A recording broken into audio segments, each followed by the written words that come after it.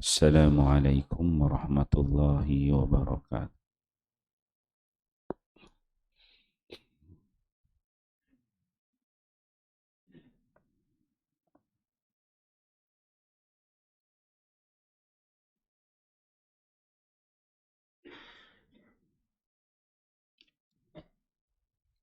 Bab dakwah dan tabligh, dakwah dan fadilatnya.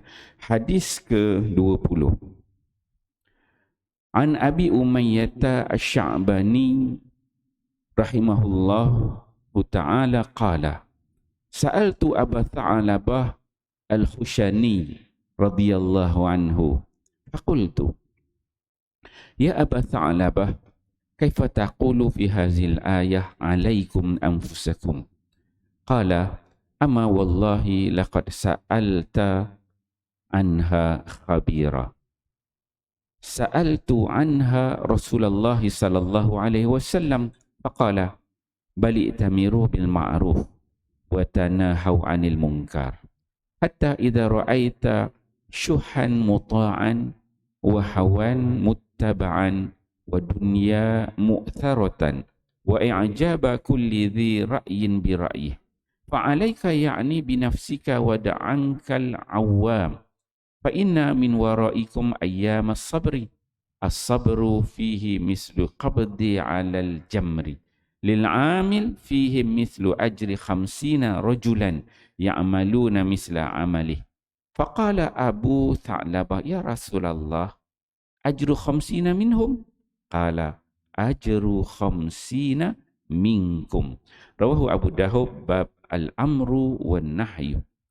Hazrat Abu Umayyah Sya'bani rahimahullahu ta'ala berkata beliau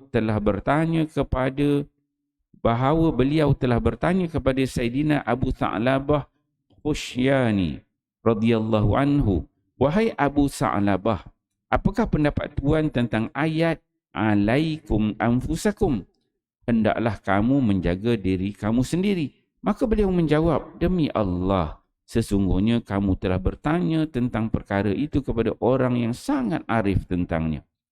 Sebenarnya saya sendiri telah bertanya kepada Nabi SAW tentang ayat itu. Maka baginda SAW menjawab, bukanlah maksud ayat itu bahawa kamu hanya fikir tentang diri kamu sendiri sahaja. Bahkan kamu hendaklah berterusan mengajak orang ke arah kebaikan dan mencegah mereka daripada kemungkaran sehingga sampai keadaan kamu melihat bahawa orang ramai begitu bakhil, nafsu dan syahwat dituruti, dunia diutamakan lebih daripada agama. Setiap orang berbangga dengan pendapatnya sendiri dan tidak mahu menerima pendapat orang lain. Maka pada masa itu, hendaklah kamu sibuk untuk mengislah diri kamu sendiri dan tinggalkanlah orang ramai. Sesungguhnya akan datang satu hari pada akhir zaman nanti bahawa tetap istiqamah mengamalkan hukum hakam Allah Subhanahu wa taala menjadi begitu susah, seumpama susahnya menggenggam bara api. Orang yang melakukan amalan pada masa itu mendapat pahala bagi setiap amalannya seperti pahala 50 orang yang beramal. Maka Sayyidina Abu Sa'labah radhiyallahu anhu bertanya kepada Nabi sallallahu alaihi wasallam, "Ya Rasulullah, adakah pahala 50 orang daripada kalangan mereka ataupun 50 orang daripada kalangan kami? Kerana ganjaran bagi para sahabat sangat banyak."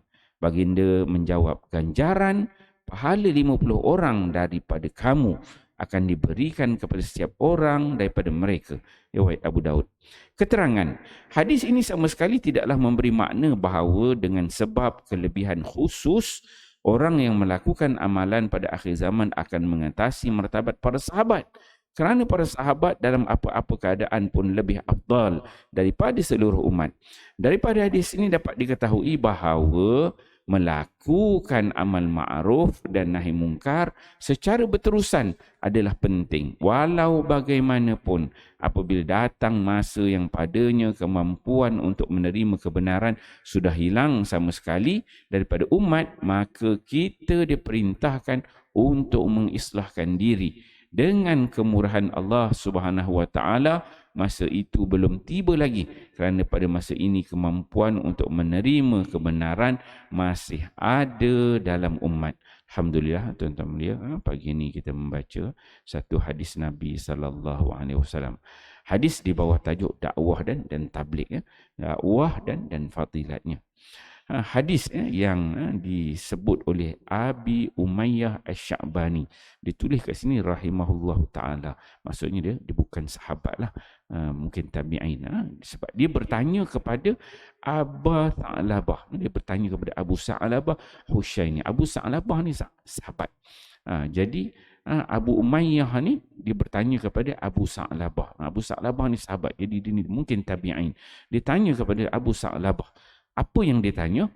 Dia tanya, faqultu ya Aba Tha'labah, kaifa taqulu fi hazil ayah? Apa pendapat engkau, wahai Abu Tha'labah, tentang ayat alaikum anfusakum? Ini surah Al-Maidah ayat 105. Allah Ta'ala sebut, ya ayyuhallazina amanu alaikum anfusakum la yadurrukum man dhalla idza tadaitum ila Allahi marji'ukum jami'an fayunabbi'ukum bima kuntum ta'lamun.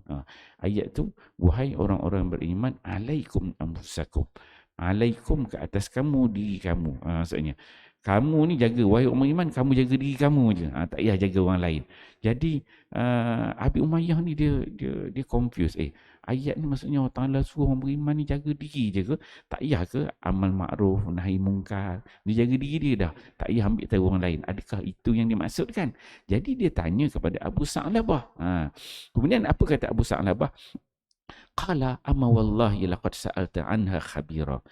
Dia kata Abu Tha'labah, oh sesungguhnya, wahai Umayyah, kau dah tanya orang yang betul. Dia kata, kau telah bertanya kepada aku yang mana aku ni banyak pengalaman, khabira, tahulah tentang ayat ni. Dia kata, sa'altu anha rasul, aku dah tanya Nabi dah ayat ni. Kata Abu Tha'labah, dia kata, disebutkan bahawa Nabi kata, yang dimaksudkan dengan alaikum anfusakum, kamu jagalah diri kamu, itu sebenarnya memberi maksud bukan jaga diri sendiri sahaja, tetapi perlulah dengan i'tamaru bil ma'ruf, buat benda-benda yang ma'ruf, wa tanahau 'anil munkar, dan juga hendaklah kamu melarang daripada orang ni melakukan perkara-perkara yang mungkar, bukan jaga diri sahaja. Tetapi yang dimaksudkan alaikum anfusakum tu apa dia? Yang disebut oleh Abu Tha'labah ialah hatta idza ra'aita, dia akan sampai satu saat dan satu ketika, kata Nabi SAW, pada ketika itu apa dia? Syuha muta'ah, orang jadi bakhil sangat, dah buat amal ma'ruf nahi mungkar berterusan sampai satu peringkat akhir zaman nanti, kamu akan melihat manusia pada ketika itu syuha muta'ah, bakhil, jadi kedekut. Itu yang pertama. Kemudian kata Nabi, wahawan muttaba'ah, dia mengikut manusia, mengikut hawa nafsu. Amal ma'ruf nahi mungkar ni dah tak jalan dah. Begitu, maksudnya seolah begitu. Wahawan al-muttaba'an, nafsu diikut. Itu yang kedua, kata Nabi. Kemudian, wa dunya mu'tharatan. Yang ketiga, dunia ni sangat memberi kesan kepada orang pada ketika itu. Dunia je, semua benda dunia diutamakan. Itu yang ketiga. Kemudian yang keempat, kata Nabi, wa i'jaba kulli zi ra'yin bi ra'yih. Kata Nabi, orang pada ketika itu dia merasa takjub dengan kulli dhi ra'yin bi ra'yih, dengan pendapat dia sendiri. Apa yang dia cakap betul, dia je lah yang betul, orang lain salah, tak nak ikut orang, kan? Dia takjub dengan apa yang dia buat, dia kira dia je, dia tak kira orang lain punya pendapat dia. Maka kata Nabi SAW, bila kamu tengok dah ada empat benda ni berlaku, maka baru kata Nabi, fa'alaika yakni binafsika, pada ketika itu barulah kau kena menyendiri.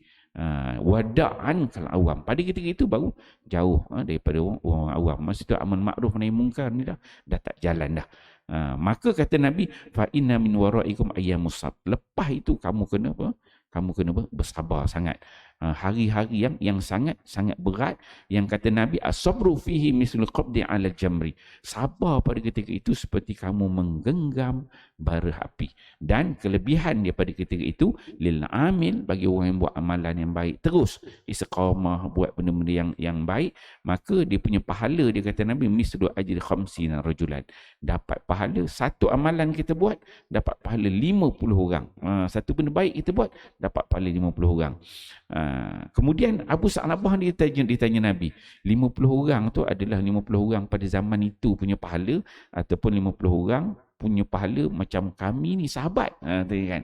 Maka kata Nabi, pahala tu macam pahala kamu, pahala para sahabat, bukan orang pada zaman tersebut yang telah rosak punya banyak pahala. Jadi insya-Allah tuan-tuan dia panjang hadis ni menceritakan kepada kita bahawa perlunya amal ma'ruf nahi munkar dan akan berlaku akhir zaman. Masa ni akan berlaku, tapi belum berlaku dah. Zaman kita ni masih boleh berdakwah lagi, orang baik-baik dia banyak. Tuan-tuan yang muka-muka ahli syurga semuanya percaya kan. Ni zaman ni subuh tak ada orang dah kan. Yang disebut ni insya-Allah kita fahami, amal dan sampaikan. Wallahu a'lam. Subhanakallah wa na'asim illal ladzina amanu salih. Sallallahu ala Muhammad, sallallahu alaihi wasallam, sallallahu ala Muhammad, sallallahu alaihi wasallam. Ya Nabi salam alaika, ya Rasul salam alaika, ya Habib salam alaika, salawatullah alaika, sallallahu ala Muhammad, sallallahu alaihi wasallam, sallallahu